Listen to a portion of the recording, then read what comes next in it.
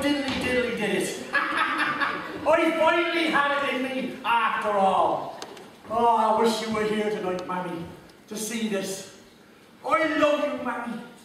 God bless and keep you, wherever you are down there. And Father, damn you for leaving us all as bodies. But leave it there now, Duncan. You'll have us all in tears, so you will. He's a fine lad, you know. He's got 2 arms and 2 legs. That's always a good start, don't you think? And his mammy's little fingers. His grandmammy's. His boys. You're crying again now, Duncan. Leave it there. There's no time to lose now. You have a job to do. Yes. You've got a little job to do. You've got to, I think I'll just have a little. Before I do a little job, I'll have a little. Yes. Hello.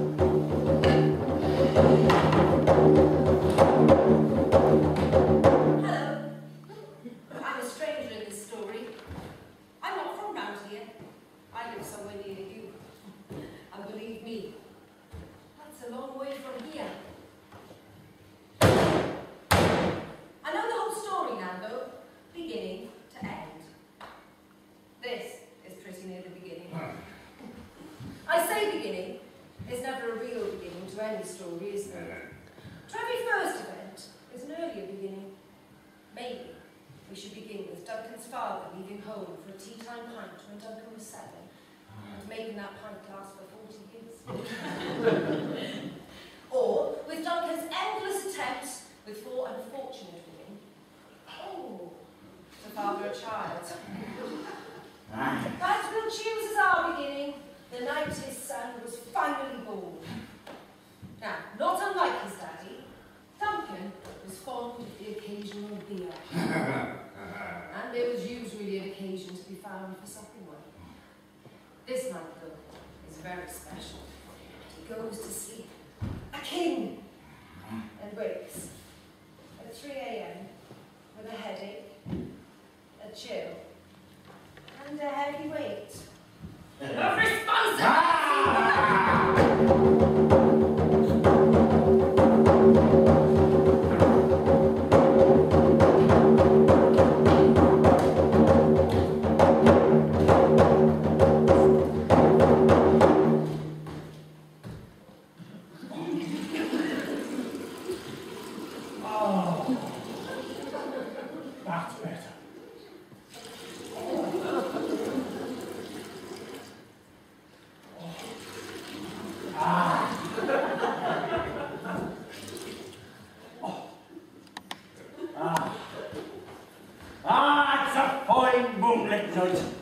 A night for goblins and for pretty girls.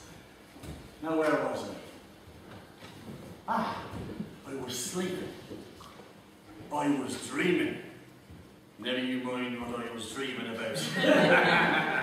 And then I thought, in my dream, why he cried and I hadn't heard? Well, I wasn't there when he woke up. No, there's no time to lose, Duncan. You've got just this one night to get a godfather for your son.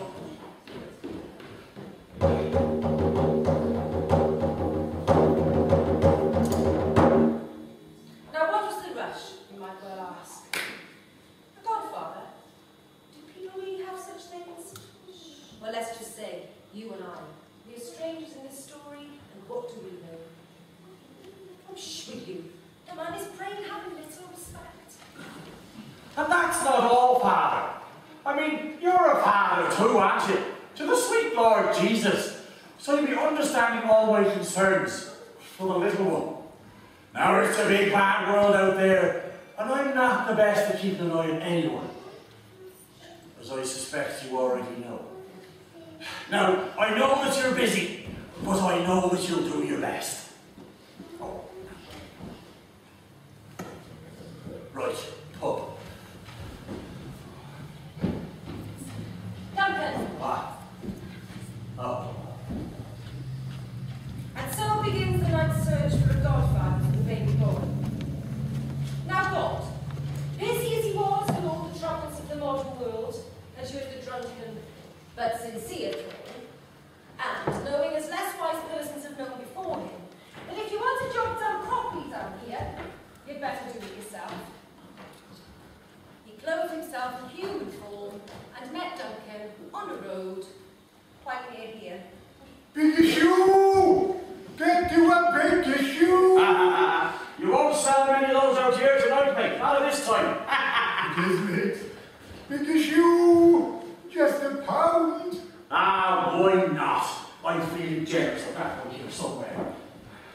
Ah, there you go, mate. I'm feeling generous. It's been a hell of a night. Thanks, Duncan. I thought it'd be worth the wait. You know my name? I don't recognise you, though. Ah, bless you. Are you Mary Craig's boy? Went off to Liverpool and broke her heart. I'm here in answer to your prayer, Duncan. You were looking for a godfather.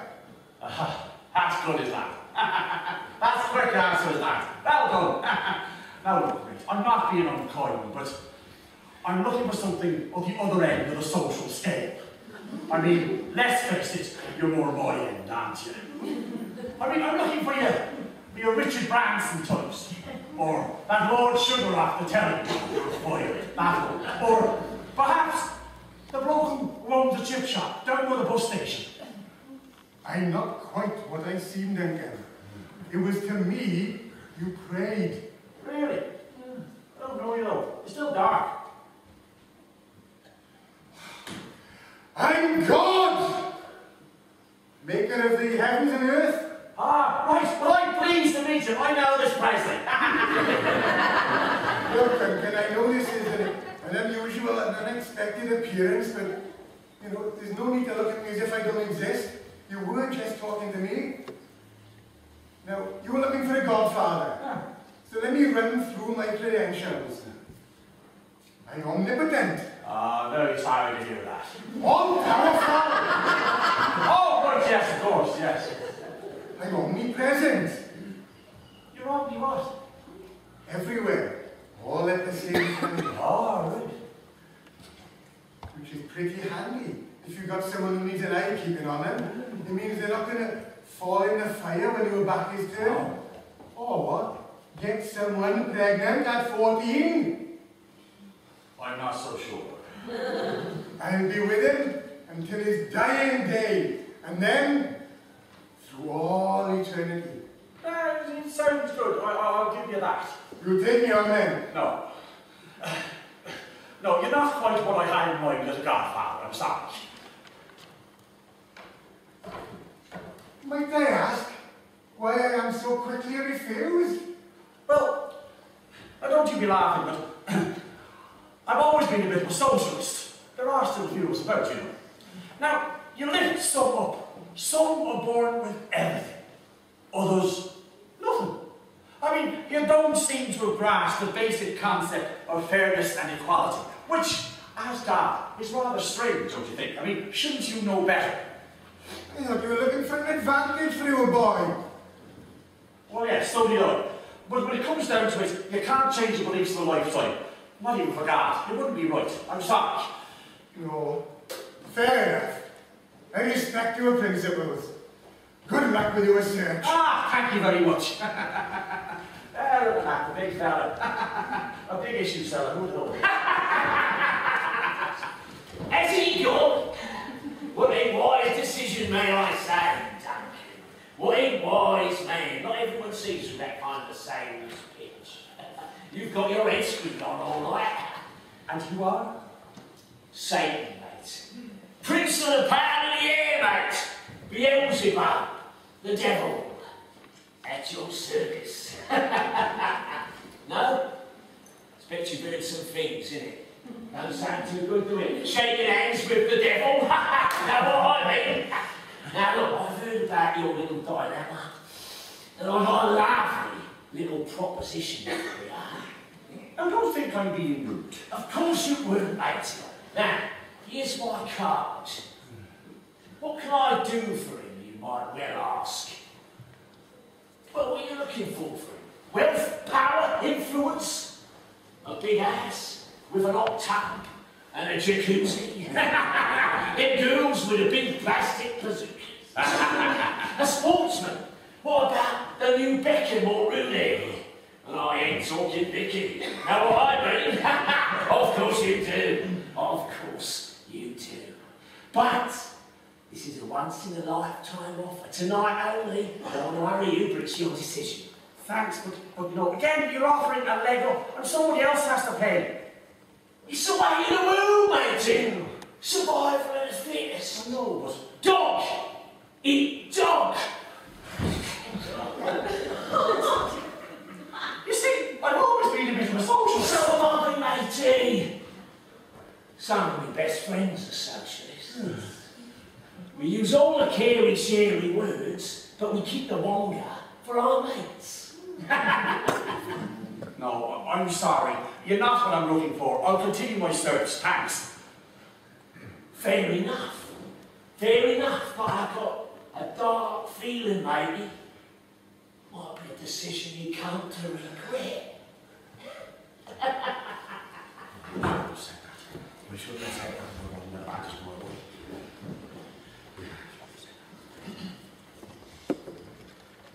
Phew! To meet God and the devil both in one night. How many of us can say that? Still, Duncan's night is not over. And we've got a story that needs pushing on with. I shouldn't have said that. I shouldn't have said that. I didn't say it. Well, of course I did say it a little bit. I didn't mean it all the way. Talking to yourself, Duncan. Not bloody mad, are you? Just my luck to be out for a stroll and bump into a handsome man, only to find this off his jump. Well, I might be a bit mad. It's been a bit of a noise. I'm Duncan. How are you? Good firm grip. My dear, you seem as sane as a married biscuit. I'm as well as can be expected. Oh, allow me to introduce myself. I'm Death. At your service. So my time was come, and still I have no Godfather. So Oh, no. It's that other business I've come about. I'm candidate number 3. I'm all yours. Ask away. As difficult as you like. I am fully prepared and not a little bit nervous. Stop me if I gamble. I'm the Godfather for my son. Well, that's why I'm here. Oh, why pick me? Well, 3 things. 1, I know when the end of life is coming. And that can be useful in all sorts of ways. And 2, I'm totally fair. I deal both equally with men and women. And I know that's important to you. There. You said 3 next. Did I? Oh, no. No, mine's as blank as a wallflower's dance card. Well, you're not quite what I had in mind, but you've made a good case. No one has death in mind, my darling. Always the unexpected guest. Well, let's shake hands on it then. Oh, no, we can do better than that. Give us a hug, but don't touch the lips. I can be the kiss of death.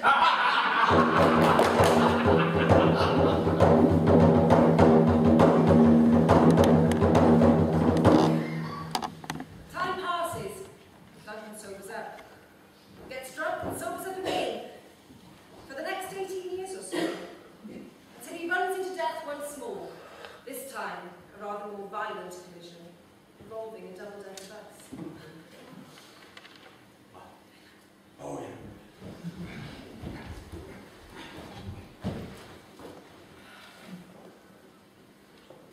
His son Manny is by now about to go to university.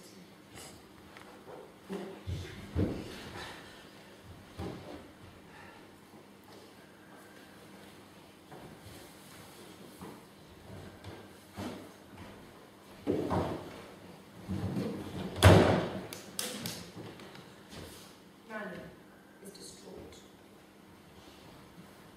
I love you, Daddy. I'm going to make you proud. I'm going to be a great footballer. And I'm going to make you proud. You're making proud, all right, son? Well, see to that. Do I know you? Are we related? I'm your godfather. Look, this football thing, it's not going to happen. Leave it there. Well, why should I? It's my dream. It's my father's dream. Dream, yes. Reality, no. You're piss poor at the beautiful game. You're off to medical school. No, I'm not. I'm not interested in medicine. Who said you were? Are you interested in sex? With women, yes. You cannot try. Look, medicine's the thing. For women, lots of money, potloads of respect. Medicine, definitely. I'll never make it. Don't you have to be, pretty intelligent for that sort of thing? Look into my eyes. Look deep into my eyes. What do you see? Are you wearing mascara? That's not the point. What do you see? Not much. This big, black, Bottomless holes. I didn't fully introduce myself. I'm Death. Godfather Death. Have you no respect? You turn up here on the day of my father's funeral.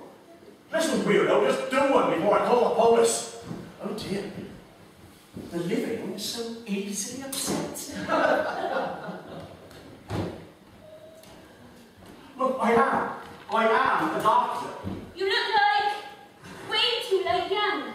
Are you sure? Are you having me on? Look, can I get you a drink? Are you really a doctor? I like in an hospital like doctor. Yeah. That's really like wow. That's like. Are you married?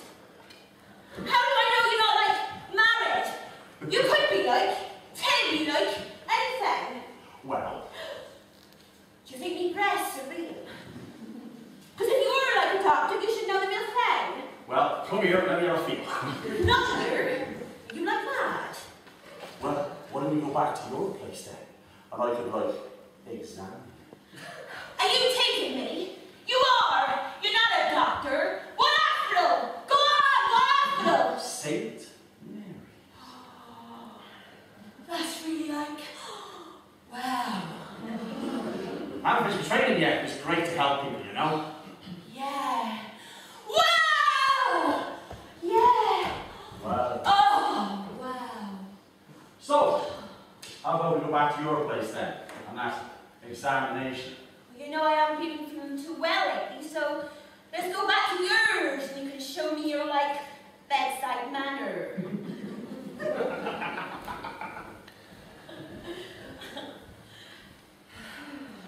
He's 23 now, and at 18 he did take the strange decision to go to medical school after all. He is hung on by the skin of his teeth. That was Jamie. And despite appearances, those breasts did turn out to be real. She lasted for 3 weeks, until she left him for an Albanian working on a potato farm. She said she felt that death was always hanging around him. What can I say? She was more sensitive than she looked. Death is indeed hanging around young Manny. One night, a week after he's qualified, he's called to a farmhouse at 2 a.m. It's a remote place, and when he gets there, the patient is alone.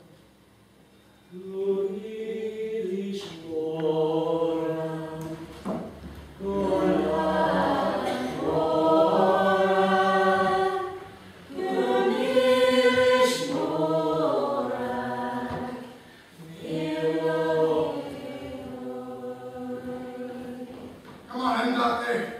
Run yourself along, man. Ain't that long, doctor. My sister's my sister's away from the police.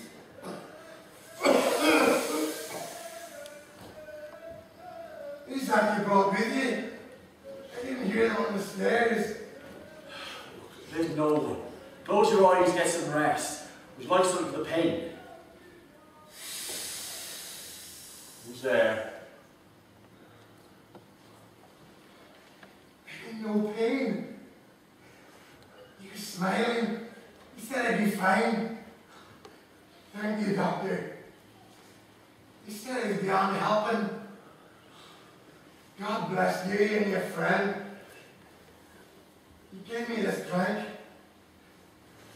There was no one there. Who gave you this boil? This is some sort of trick. You stood there as real as you. You told me I'd get better as you handed me the bottle.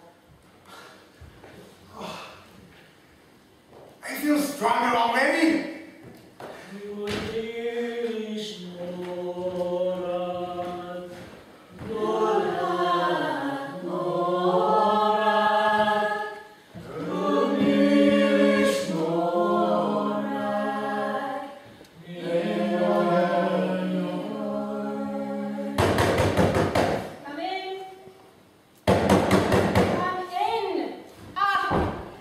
Dr. Kavanagh, I presume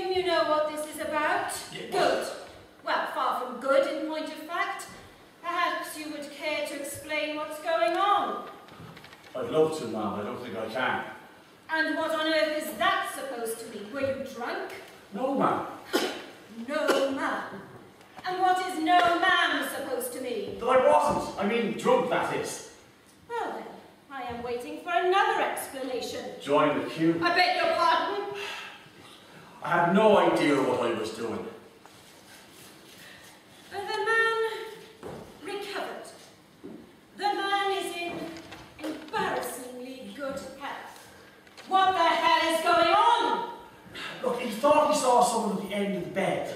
Someone who gave him, some sort of elixir. Elixir. Elixir. Do you think we're in the Middle Ages? I have no problem with the patient, who after all is at death's door hallucinating. But the doctor? What do you mean? You told the family of this man that this mystery figure was an assistant of yours who was administering a new drug that you had been working on. Oh, that. Oh, that. Well, that has resulted in the family of this man who, quite bizarrely, turns out to be enormously wealthy, donating £3 million to the trust and splashing your name across the inside of several very dodgy tabloid newspapers. What the hell did you give him? Nothing. Well, who was this mystery person? No one. You are going to have to do better than that. I've scheduled a press conference for 11:30. You better tell him it was a placebo or something. And bugger off and get smartened up, ready for your adoring public.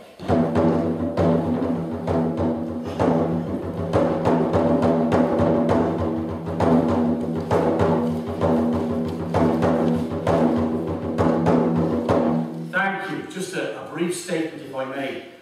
We were very pleased to learn of the complete recovery yesterday of my patient, Mr. William Hendry. It is true that Mr. Hendry was not expected to live. I administered a small amount of placebo, leading Mr. Hendry to believe it was indeed a new drug that we had high hopes for. Despite the wonderful outcome, I would like to apologise to Mr. Hendry and his family. I was not following trust policy in these actions. I should not have undertaken them. Thank you. Was there someone there on that dark night? In that dark farmhouse? In that dark space around that dying man's bed?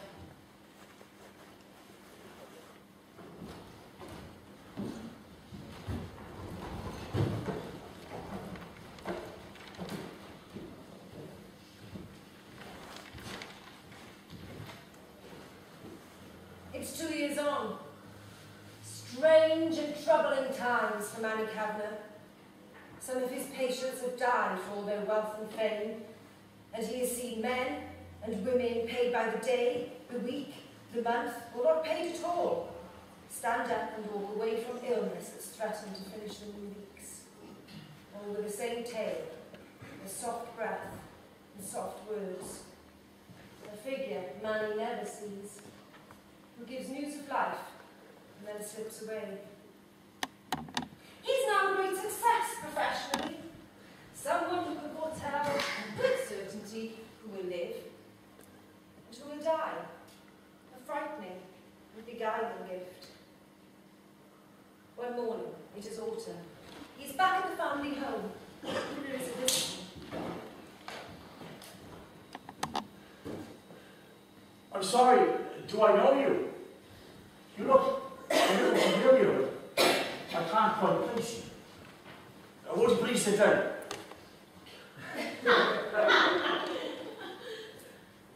Was there something? A medical matter, perhaps? Oh, no. No, I've never had a problem with my health. Every day as strong as the day before it. You're very fortunate. Was there something? Are you sure you don't know who I am? Look hard. I won't consider it rude. Look, as I've said, there is something familiar. Into my eyes. Come close. Look deep into my eyes, what do you see? Not much. Just big, black, bottomless. I do know you. The day of my father's Funeral, that's right. I'm your godfather. So knew my parents. I met your father on the very night that you were born, the night your mother died. I think he felt that something dreadful would happen to either him or her. I wanted someone there to Keep an eye on me. I believe he trusted me. Well, it's great to meet you. I'm not quite sure what a godfather does for a grown man, but it is good to meet you. Look, I don't even know your name. How do you introduce yourself as Dad? It's tricky, even with sophisticated social skills. But this story does not take place where you and I live, does it? The word was spoken, and Manny accepted it, as he had to, for this strange tale to progress. So it was you, in all those bedrooms, on all those nights, with all those people. Why did you appear to help some and not others? It was you I was there to help. I promised your father that I would help you. It was I that drove you towards medical school. I thought that there I could find you advancement, fame, wealth. And what's this? It's payback time, is it? Did my father drive a bargain for my soul? Is that it? No. I am not the devil. I do not have his power or influence. You have not lost your soul. I know nothing of the soul for good or ill. I know about the lifespan of the body and its end. And that is all. And it's my end you come for. No, we can go on and work together. When you visit patients others think is lost, I can let you know whether they will live or die. Knowledge is everything when it comes to death.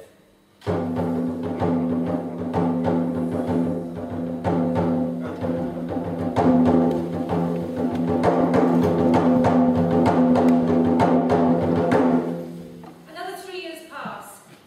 Manny is called out to a middle-aged woman late at night. He looks to the foot of the bed, and there is death. There is a pause, and the thumb is raised. The woman will live to have another heart attack and die some 5 years on.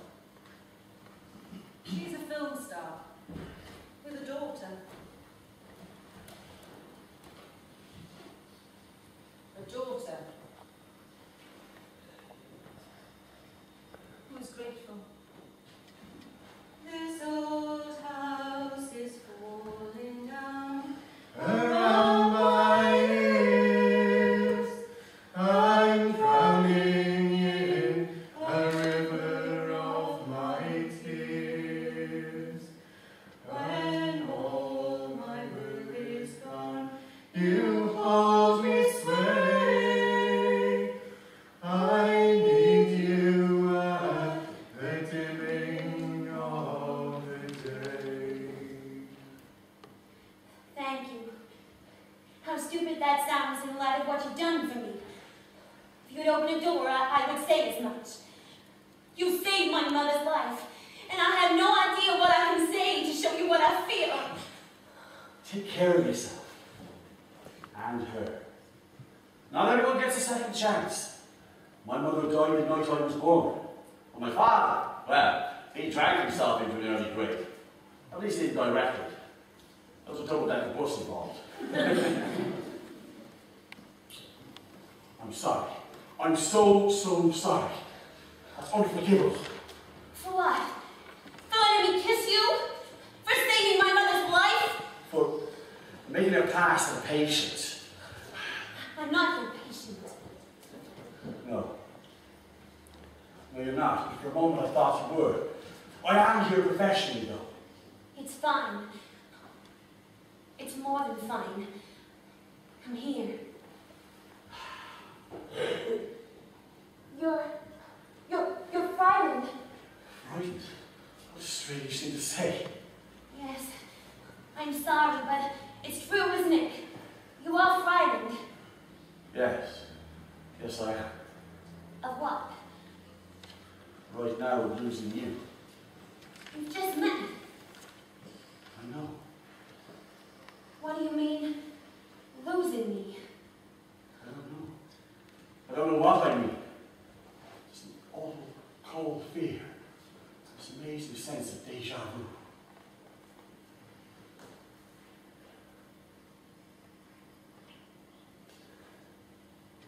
You won't lose me.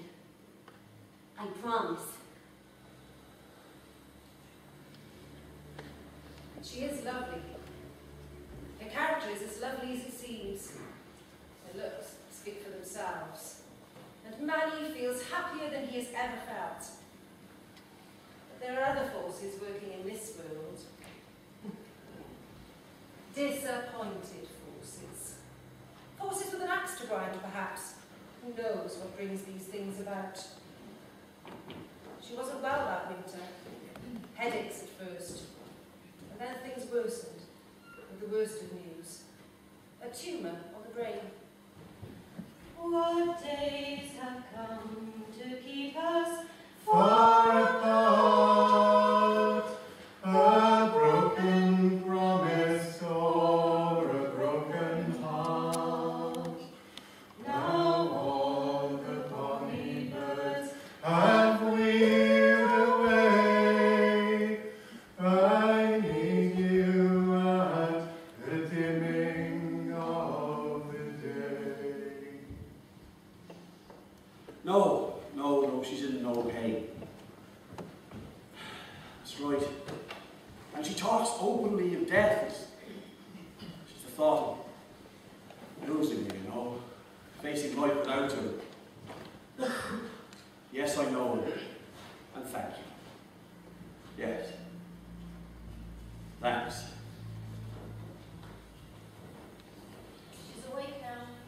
She's asking for you. Manny, Yes. you saved my life. I did nothing. Manny, what happened in my room that night? Look, I was dying. I know I was. I didn't want to die, but I'd given up, and so had you, and then What? it just seemed like death got up and walked out the door. You probably did. What's that? Nothing. Manny, Yes. you saved all those other lives. Do you think that maybe... Look, I don't think it's in my hands. I don't think it's ever been in these hands.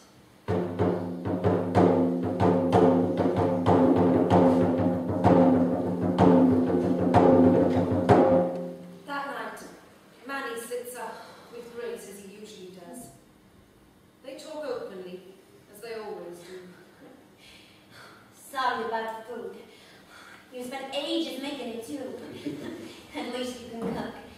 Much better than I've ever been able to. Thank God. I hate to think of you eating fast food for the rest of your life. Come on.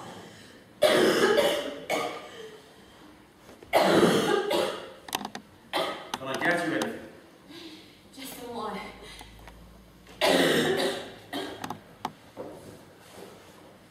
Whatever am I going to do? You're gone. Why did you?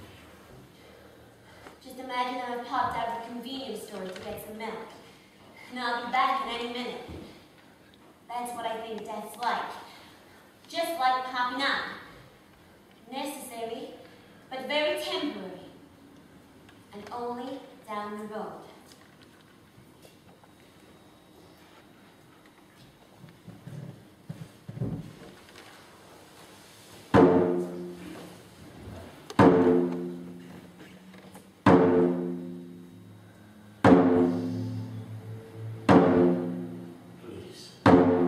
Please, I'm begging you. I would do all that I could to help you. I'd give back everything ever done to me for this one thing.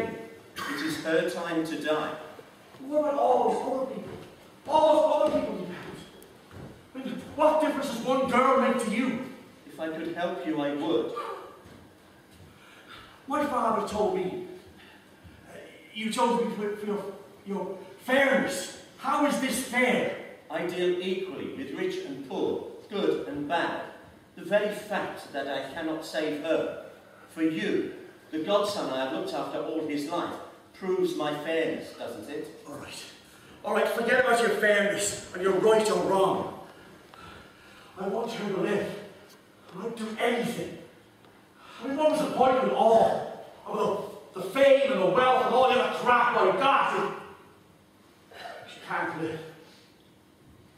I tried to get you all the things you seem to want. All the things your father wanted for you. I wouldn't swap it all. Of course you would. You feel as everyone has ever felt when faced with the death of someone that they love. I mean, she was young. She's young.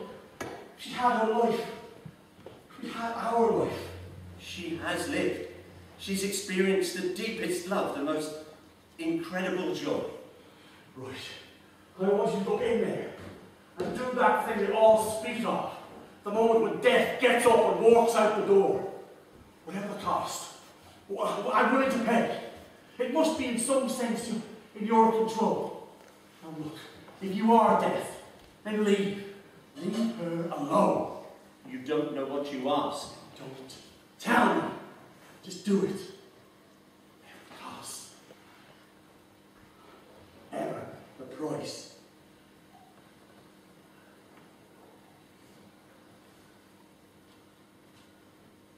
You know what happens. Take this vial. Go into her. When she drinks it, she will feel me leave. You will both feel it. If you're sure. I'm not to be sure.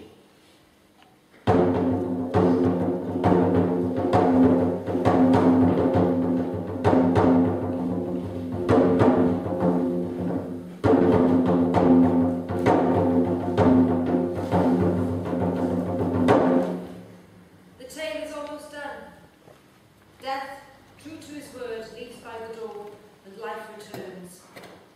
Grace knows the moment he is gone, and they hold each other, breathing in their newly discovered life in great gulps, like drowning figures gasping with the bright air.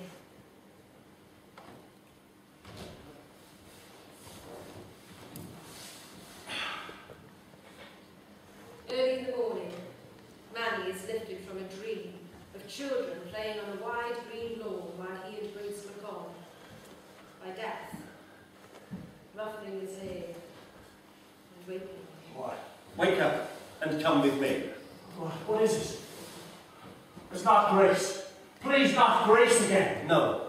Grace has many, many years before I visit her again. Then what? I have something to show you. Come with me. I see you on the street In company, why don't you come and leave your mind with me?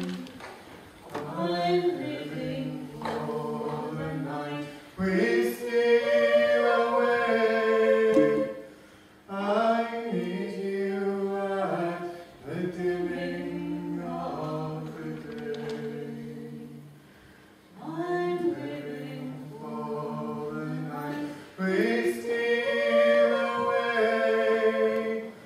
I need you at the dimming of the day. They have a long way to go. Manny asks many questions, but Death will not answer. He strides ahead, purposeful, into the wind and rain.